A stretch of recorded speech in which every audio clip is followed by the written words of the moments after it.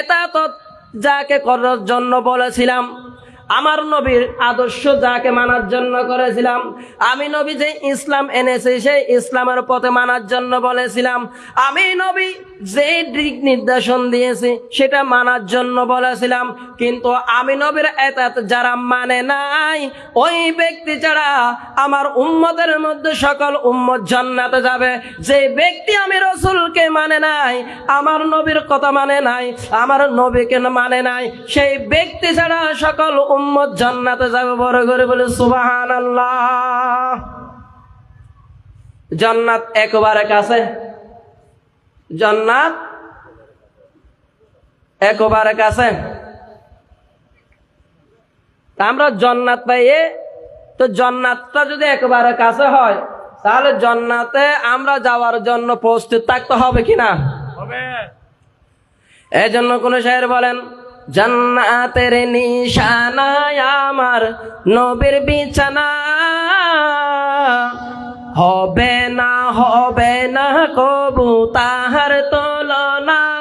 আরে সেই তো তুমি শুয়ে আসো সোনার মদিনায়, আমার প্রাণের মদিনা। জান্নাতের নিশানা আমার নবীর বিছানা, হবে না মিলে না কবু তাহার তুলনা। সেই তো তুমি ভাগবতী সোনার মদিনা, আমার প্রাণের মদিনা। বড় করে বলে সুবহানাল্লাহ। জান্নাতের নিশানাকে আমার নবী, জান্নাতের বিছানাকে আমার নবী, জান্নাতের সমস্ত নিয়ামত আমার নবী। জান্নাতে সে দুজক সে কিয়া করবে আল্লাহ, আমি জান্নাত দুজক কি করতাম?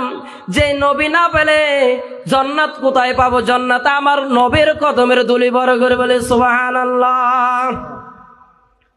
যারা হদ নবীর দুলে কদম দুলে কেন হইব? ইন হত উয়ারে নবীর কদম দুলে কেন হইব? জান্নাত ওখানে জান্নাত তো হয়, কিন্তু জান্নাতের মালিক কে তো কয় না। আহাম্মকের দল কত বড় নির্বোধ। কোরআন কোরআন মানে, কিন্তু কোরআন তা আমার মাইশা সিদ্দিকা বলবেন কোরআন তা আমার নবী। বড় করে বলে সুবহানাল্লাহ। কোরআন আমার নবী, এটা হাদিস। হুলুকুল হাসানা কে আমার নবী। সমস্ত চরিত্র যতগুলো আছে, যত ভূমিকা আছে, যত কুল কায়েদের যত নিয়ামত প্রাপ্ত আছে, সব তো আমার নবী। তো নবীর উপর আর কিছু আছে নাকি? এখন কোরআনেরও প্রাধান্য দেয়, কিন্তু কোরআন আনলেও আলাকে প্রাধান্য দেয় না। আমরা কোরআন মানি, কিন্তু কোরআনের আয়াত মানি না। সাধারণ কোরআন শরীফ মানি, কিন্তু ভিতরের পৃষ্ঠাগুলো মানি না। দুঃখ হলো এখানে। না হলে এত দ্বন্দ্ব কিসের? এত পথভ্রষ্টতা কিসের? কেউ হারজি, কেউ জামিয়া, কেউ কাদিয়ানি, কেউ এটা কেটা কেটা এটা এটা। আরে সবাই মিলে আহলে সুন্নাত ওয়াল জামাতের ফতোয়া, যেটা আল্লাহ রাসূল বলছে, তাহলে মত এগুলো থাকবে না। যেটা আল্লাহ রাসূল হক বলছে ওই পথের মধ্যে চলে আয়, শান্তি পাবে খুঁজি। মানুষ নবী ছাড়া কারো মুক্তি আছে? নবী ছাড়া কারো মুক্তি আছে? কবরে গেলে কোথায়? নবী হওয়া, হাসরে, ফুলসিরাতে, হাউজে কাউসারে নবী নবী। এজন্য নবী নবী কইরা যদি মরণ যে হয় রে দয়াল, নবী নবী কইরা আমার মরণ যদি হয়, ওই মরণে পাবো শান্তি, থাকবে না রে ভয়। নবী নবী কইরা আমার মরণ যে হয়, নবী নবী কইরা আমার মরণ যদি হয়, আরে ওই মরণে পাবো শান্তি, ওই মরণে পাবো শান্তি, থাকবে না রে ভয়। নবী নবী কইরা যদি মরণ যেন হয়, আমার নবীর নামে আছে রে মধু, যত জপি তত লাগে রে মধু। হায়রে আমার নবীর নামে আছে রে জাদু, যত জপি তত লাগে রে মধু। ওই মধুমাখা নামটি নিয়ে, ওই মধুমাখা নামটি নিয়ে মরণ যদি হয়, নবী নবী কয়রাই আমার মরণ যদি হয় দয়াল, নবী নবী কয়রাই আমার মরণ যেন হয়। আরে ওই মরণে পাবো শান্তি, ও দয়াল ওই মরণে পাবো শান্তি, থাকবে না আরে ভয়, নবী নবী কয়রাই আমার মরণ যেন হয়। বড় করে সুবহানাল্লাহ। নবীর নাম নিয়ে যদি মরতে পারে আর কোনো কিছু দরকার আছে? নবী শেষ বাক্য যদি হয় লা ইলাহা ইল্লাল্লাহ মুহাম্মাদুর রাসূলুল্লাহ, এর সাথে দামি আর কোনো কিছু নাই। বড় করে সুবহানাল্লাহ। এজন্য নবীর মাহফিলে আসতে হবে। এটা কোনো আব্দুর রহমানের মাহফিল না, এটা কার মাহফিল? ঈদে মিলাদুন নবী সাল্লাল্লাহু আলাইহি ওয়াসাল্লাম, আমার নবীর মাহফিল। এখানে নবীর তাজকারা হবে। যার তাজকারা করার আমার হুত লা ইলাহা ইল্লাল্লাহ। তোমরা করো, তোমরা করো বা না করো, তোমরা মানো বা না করো, আমার মালিক আমার নবীকে মানে। আর তোরা কেরা? আল্লাহ আমার নবীকে কত মানে, কত ভালোবাসে, এটা কোরআনে পাকে বুঝে দিয়েছেন। কোরআনে পাকে বুঝে দিয়েছেন। ইয়া রাসূলুল্লাহ, ইয়া হাবিবাল্লাহ, হাবিব আমি আপনাকে সামান্যতম জন্য ছেড়ে দেই নাই। ফাল্লাহু খায়রুন হাফিজাও ওয়া হুয়া আরহামুর রাহিমিন। একমাত্র যিনি আল্লাহ, তিনি আমার নবীর হেফাজতকারী। তাহলে তোমরা মানলো কি হবে, না মানলো কি হবে? হ্যাঁ, যার হেফাজত আল্লাহ নিয়েছেন তাকে বান্দা কি করবে? বান্দা কেউ কাকে কিছু করতে পারে না, যার হেফাজত আল্লাহ নিয়ে নেয়। এজন্য সুন্নি আলেমরা কাউকে ভয় পায় না, এই জন্য তারা নবীর প্রেমে দিওয়ানা। কার প্রেমে? নবীর প্রেমে দিওয়ানা। এজন্য এরা মরতেও রাজি, মরার ফাঁসিতেও রাজি। কেন রাজি? মালিক আমার সামনে, আমি মালিকের সামনে, এই জন্য দুনিয়ার কাউকে ভয় করি না। বড় করে বলি সুবহানাল্লাহ। হযরত যায়েদ রাদিয়াল্লাহু তাআলা আনহু, যায়েদ বিন হারিসের একটা ঘটনা আছে। আমার নবীর পালক উনি যখন সফরে যাচ্ছিলেন মদিনার দূরে, ওই সফরের মধ্যে ওনার সাথে একটা সাহাবী ছিল। সাহাবী না, ওই সময়ের ওনার সঙ্গী ছিল। সাহাবী হলো কখনো মুনাফিক হতে পারে না। মুনাফিক কখনো নবীর সাহাবী হতে পারে না। মুনাফিক কখনো নবীর সাহাবী হতে পারে না। যারা নবী না মানে তারা কখনো নবীর উম্মত হতে পারে না। কষ্ট লাগে আপনাদের? নবী মানতে হবে। মুনাফিক কখনো সাহাবী হতে পারে না, এটা আল্লাহর ডিক্লারেশন। ইয়া রাসূলুল্লাহ, আপনি মুনাফিকদের জানাজাতেও যাবেন না। কোথায়? জানাজাতেও যাবেন না। মুনাফিকের তিনটা আলামত। এক নম্বরে ওয়াদা করলে কি করবে? ভঙ্গ করবে। আমানত করলে হিয়ানত করবে। কথা বললে মিথ্যা বলবে। আরেকটা হাদিসের রওয়ায়াত আছে, ঝগড়া করলে মানুষের সাথে কাপড় চোপড় তুলে গালাগালি করবে। এই সাতটা স্বভাব যার ভিতরে পরিপূর্ণভাবে হদিতে পাক্কা মুনাফিক। বড় করে বলে নাউজুবিল্লাহ। যার ভিতরে একটা আছে, তার ভিতরে নিফাক আছে, কটকতা আছে, তার ভিতরে হিংসা আছে। এজন্য হিংসার কারণে আমরা কিছু করতে পারি না। হিংসা মুক্ত থাকতে হবে। এজন্য নবীর প্যান্ডলে এসে কদম লেখে মাথা ঝুঁকে থাকতে হবে, তারপর হিংসা মুক্ত আপনি হতে পারবেন। বড় করে বলে সুবহানাল্লাহ। সাহাবে একরামরা, সাহাবী যারা, এটা কুত্তিকে আসছেন সুহবত থেকে। কুত্তিকে সাহাবী, এটা কুত্তিকে আছে ইসমে ফাইলের সিগা। এটা সুহবত থেকে। সুহবত মানা সংস্পর্শ হওয়া, একজনের পাশে আরেকজন থাকা। সুহবত মানা মানে আমামর হাসে ইমাম তাকা নয়, ইমামর হাসে আমাম তাকা। হতা বুঝছো না বা? ইয়া ইমাম তাকে তো আমামর হাসে, আর আমাম তাকে তো ইমামর হাসে নয়। এল্লা নয়, যে কোনো কাজে কর্মে ইসলামের যত কিছু আছে এগুলো সঠিক ব্যাখ্যা দেবে একমাত্র ইমামে। ইমাম মানে আর মতো ইমাম নয়, আবার যাই হোক কিন্তু অ্যাক্সিডেন্ট করি আবার, আর তো নমাজ পড়া দিয়ে দূর ইমাম। ইমাম আবু হানিফা, ইমাম শাফি, ইমাম মালিক, ইমাম হাম্বলি, এদেরকে অনুসরণ করতে হবে। এখন বাংলাদেশের মধ্যে না, সারা বিশ্বের মধ্যে এই গুজব জড়িয়ে গেছে, মাযহাব মানে না। মাযহাব যদি না মানো তাহলে তুমি তো নমাজে মানো না, তুমি তো কোরআনও মানো না, তুমি তো আল্লাহকে মানো না, রসুলকে মানো না। মাযহাব এটা তো কোরআন হাদিস দ্বারা সাবেত, মূল তো এটা আল্লাহ রসুলের। তুই দেখে না আল্লাহ রসুলকে মানুষ না, তো তুই কেমন উম্মত তুই বল না। এজন্য পায়ের মধ্যে কোরআন নিয়ে এরা থাকতে পারে, কি আহুদার ভয় ভীতি নাই। এরা মসজিদে গিয়ে মানুষ হত্যা করতে পারে, কেননা এদের ভিতর ভয় ভীতি নাই, খোদার ভয় ভীতি নাই। যাদের ভিতর অন্তরে আল্লাহ রসুলের ভয় ভীতি থাকবে তারা কখনো মানুষ হত্যা করতে পারবে না।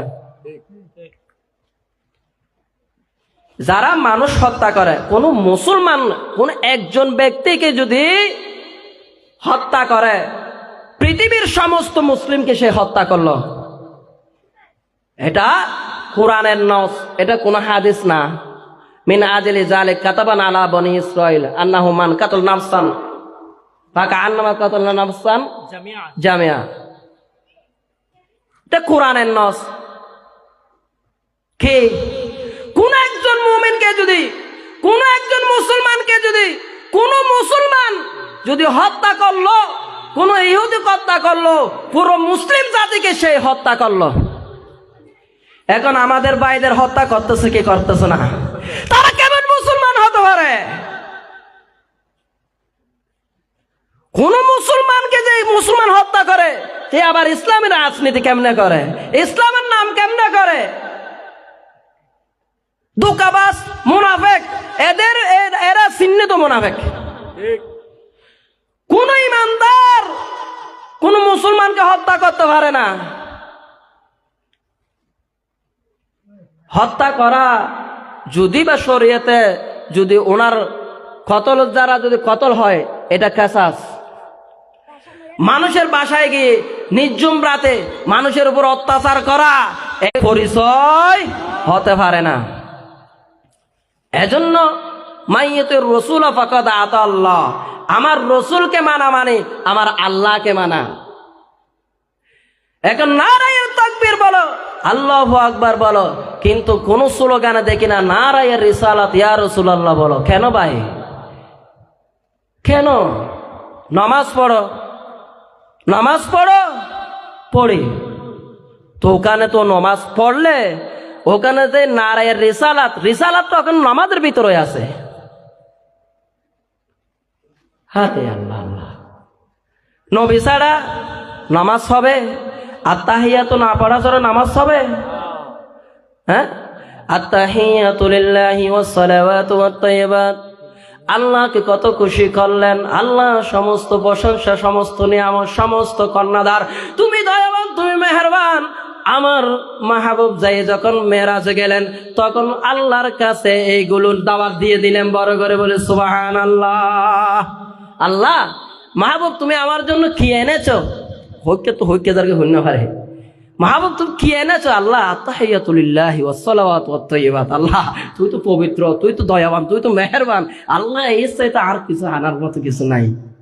ইয়া রাসূলুল্লাহ, তুমি তো চাও না আল্লাহু লা ইলাহা ইল্লা হুয়াল হাইয়ুল কাইয়্যুম লা তাখুযুহু সিনাতুন ওয়া লা নাওম লাহু মা ফিস সামাওয়াতি ওয়া মা ফিল আরদি। মালিক রে তুমি তো কাইয়ুম, তুমি তো সমস্ত কিছু খাও না, তুমি দাঁড়িয়ে থাকো, তুমি নিন্দ্রা যাও না, তোমার ক্ষুধা লাগে না, আমি তোমার প্রশংসা ছাড়া আর কিছু আনতে পারি না। বড় করে বলে সুবহানাল্লাহ। এজন্য এজন্য আল্লাহ পাক খুশি হয়ে কি বললেন, আসসালামু আলাইকা আইয়ুহান নাবিয়্যু, ও নবী আপনার উপর সালাম, আপনার উপর শান্তি, ওয়া আলা ইবাদিল্লাহিস সালিহিন। শুধু তাই না, এরপর সালাম দিলেন কোথায়? আমার নবী বলেন নাই আল্লাহ আমার নবীকে সালাম দিয়ে, আমার নবী ওখানে আরশ মুআল্লা থেকেও আমার যে নেককার বন্দারা থাকবে, ওলি আল্লাহরা থাকবে, গাউস কুতুবরা থাকবে, আহলে বাইতরা থাকবে, সিদ্দিক আকবর থাকবে, উমর ফারুক থাকবে, উসমান বিন নুরাইন থাকবে, আলী হায়দার থাকবে, আমির হামজা থাকবে, আর গোসবাক শাহিন বাগদাদ থাকবে, নকশবন্দি থাকবে, মুজাদ্দিদ আল ফাসানি থাকবে, সির হিন্দি ফারিকি থাকবে, আর গৌসুল আজম মেজবান্ডারি থাকবেন, শাহজালাল ইয়ামানি থাকবেন। এদেরকে আমি সালাম দেব, বড় করে বলি সুবহানাল্লাহ। এদেরকেও আমি কেন বলি নাই? এইটা হলো মূল কথা। তারে বাবা নবী ছাড়া তো কোনো নাই সাহারা। এজন্য নবীর পথে আসো। নবীর সোহবত যারা ছিল, আপনারা একটু বলেন তো, সিদ্দিক আকবর কাউকে হত্যা করেছেন? কোন মুসলমানকে হত্যা করেছেন? একটা পাবেন? সিদ্দিক আকবরের যুগে কোন মুসলমানকে হাত তুলেন নাই, কিন্তু সত্যের পথে এমন অটল ছিল। যদিও বা সিদ্দিক আকবর নবর একেবারে নম্র, একেবারে ভদ্র, একেবারে তবিব, কিন্তু যখন আমার নবীর ওয়াফাতের পর যখন হেলাফতের মজলিসে বসলেন, একদিকে মুসাইলামা কাযযাব বন্টন বাড়ে গেল, আরেকদিকে যাকাত বিরতি বাড়ে গেল, ওদিকে ইয়ামান শহরে ওখানে সিরিয়ায় লোক পাঠানো ছিল।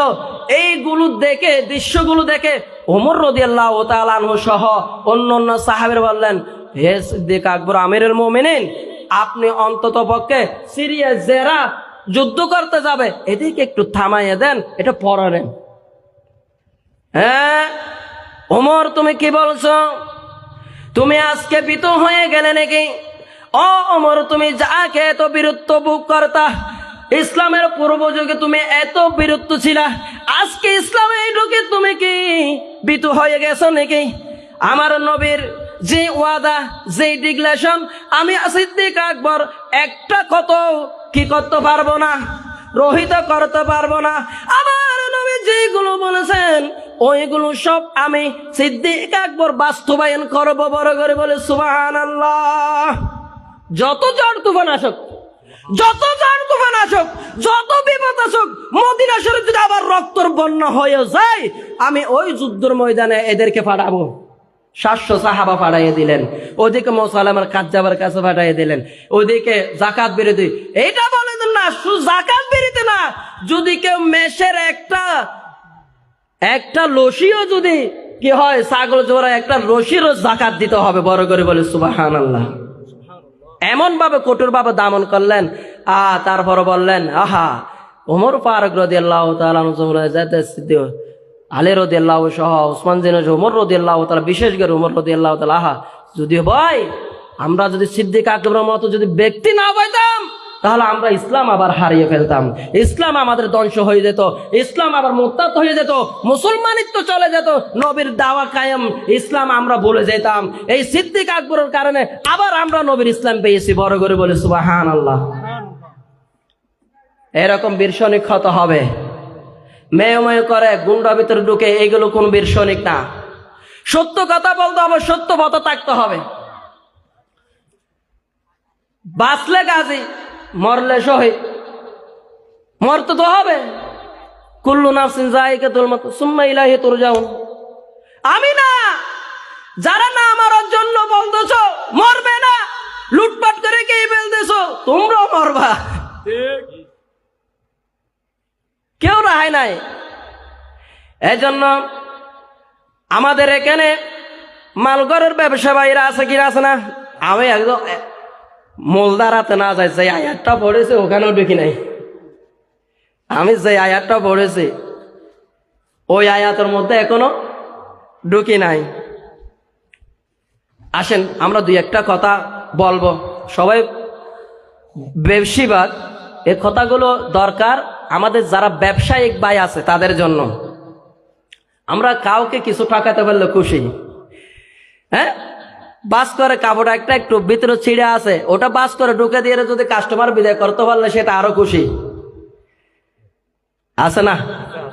স্ত্রী বাস করে প্যাকেট করে দিয়ে দেয় এরকম। শহরের মধ্যে বেশি না কম? ওর ভাই রাত্রেবেলায় যে এই পুরান কাপড়গুলো বিক্রি হয় সেল দামে, ওখানে বাড়ি থেকে 3-4টা ভাড়া লাগে, একেবারে নতুন নিও না নিও বেশেন, এখানে সব পাড়া দোকান আছে কি না। এজন্য আল্লাহর পেয়ারা মাহবুব হাদিস পাকে কত সুন্দর করে বললেন, মোলাবাহ এরকম দুটো শব্দ আছে। আপনারা